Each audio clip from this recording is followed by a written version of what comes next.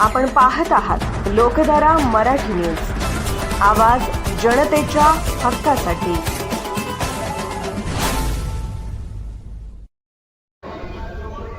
जय महाराष्ट्र, जय भीम। मी जत नगर परिषदेचा नगराध्यक्षचा उमेदवार शिवसेनेकडून उभा आहे। माझे चिन्ह धनुष्यबाण आहे।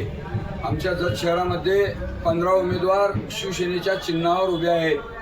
जत शहराचा विकास करण्यासाठी आम्ही शिवसेनेच्या या चिन्हावर ही निवडणूक लढवित आहोत। गेली 20 ते 25 वर्ष जे आता सध्या उमेदवारी म्हणून उमेदवार माझ्या समोर उभे आहेत, ते गेली 20 ते 25 वर्ष राजकारणात आहेत। ग्रामपंचायत असताना ग्रामपंचायत, नगर परिषद असताना नगर परिषद मध्ये त्यांची सत्ता आहे। तर 20-25 वर्षात त्यांनी जत शहराचा काही विकास केलेला नाही। लोकांना भूलथापा देण्याशिवाय इतर कोणताही त्यांनी काम केलेलं नाही। जत शहराला सध्या विकासाची फार गरज आहे। विकासाच्या गरजेमध्ये आज बरेचसे असे प्रश्न जत शहरामध्ये आहेत की ते करणं गरजेचं आहे। लोक तोंडापुढं तुम्हाला कोण वाईट म्हणणार नाही, परंतु चर्चेतून आज असं निष्पन्न होतंय की ही लोक काय आतापर्यंत काम केलेली नाहीत। आज बाहेरगाव येऊन एखादा समजा आपला 10-15 वर्षापूर्वीचा पाहुणा किंवा एखादा मित्र ज्या वेळेला जतमध्ये येतो, तो म्हणतो अरे जत आहे तसं आहे। आज आजूबाजूची गावं बघा तुम्ही, जे नगर परिषदमध्ये गेलेली आहेत ती त्या गोष्टी त्या गावांचा आणि आपल्या जतची जर तुलना केली तर आपलं जत काही सुधारणा झालेलं नाही।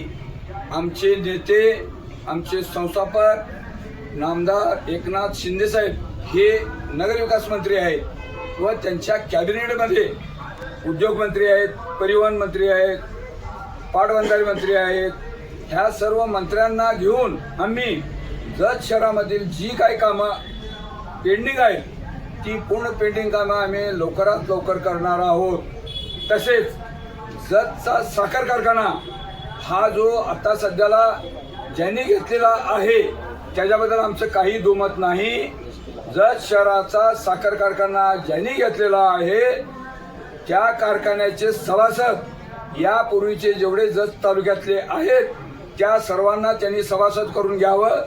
त्यांना सभासद करून घेण्यासाठी आम्हाला मी कोणतंही पाऊल उचलायला तयार आहे, मग तो आंदोलनाचा असेल, कायद्याचा असेल। मला माहीत आहे ही जमीन विकत असताना, हा कारखाना विकत असताना ह्याचे प्रोसेस याचं सगळं झालेलं असते, अगोदर नोटिसा दिलेल्या असते। सगळी जरी गोष्ट खरी असली, आज जत शहरामधले ही राजकीय नेते मंडळी तो कारखाना पूर्ण विकूसपर्यंत कसं ग बसले होते?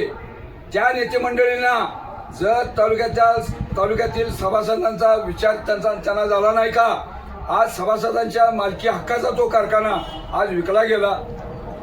आज तो विकला गेला असताना त्याच्यामध्ये विकत असताना आपल्या जत शहरातील सर्व नागरिकांनी, मी कुठल्याही पक्षाचा म्हणत नाही, इतर सर्व पक्षांचे राजकीय नेते हे एकत्र एका ठिकाणी बसून ते घेणारे जे आहेत त्यांना का साथ घातली नाही की बाबा कारखाना तुम्ही विकत घ्या, परंतु जत तालुक्यातले सभासद हे आहे त्या पद्धतीने असू दे।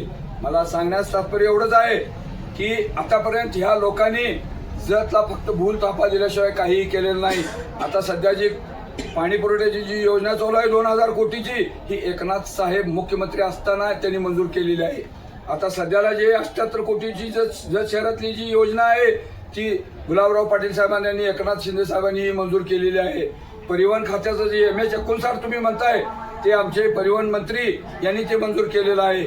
उद्योग मंत्री आमचे उदय सामंत साहेब यांनी उमदीला MIDC मंजूर केलेली आहे। जतमध्ये एक चांगली इंटरनॅशनल लेवलची आम्ही MIDC आमचं नगराध्यक्ष पदाचं निवडणूक झाल्यानंतर आम्ही उभे करणार आहोत। तालुक्यातील लोकांना, बेरोजगारांना कामे कशी मिळतील?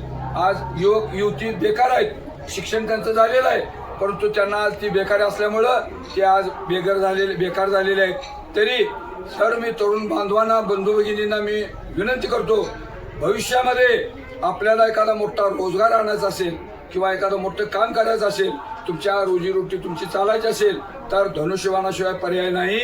धनुष्यबाण या चिन्हावर पॅनल टू पॅनल मतदान करून मला नगराध्यक्षला मतदान करून आपण सर्वांनी मला सहकार्य करावे अशी माझी विनंती आहे। जय महाराष्ट्र। लोकधारा मराठी न्यूजला लाईक करा, शेअर करा आणि सबस्क्राईब करा.